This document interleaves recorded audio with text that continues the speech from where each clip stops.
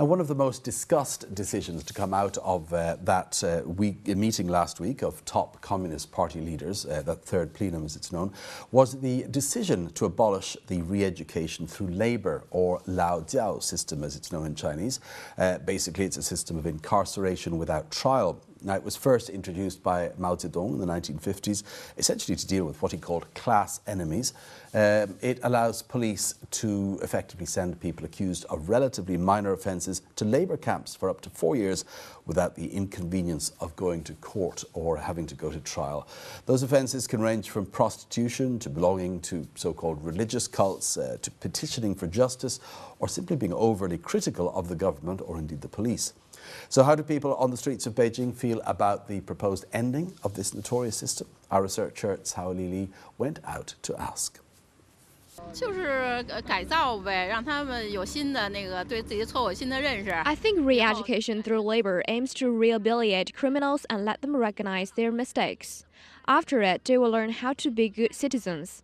I don't think it's a good idea to abolish the system. Then who will re-educate them in the future? I think the purpose of re-education through labor is to control some people's behaviors.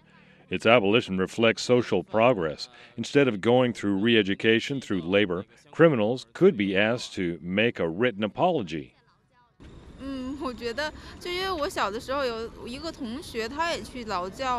When I was young, one of my friends was sentenced to re-education through labor. I heard that he had to work every day. I don't think it's that useful, but it may reduce some danger in our society. But if it's abolished, who will deal with these criminals?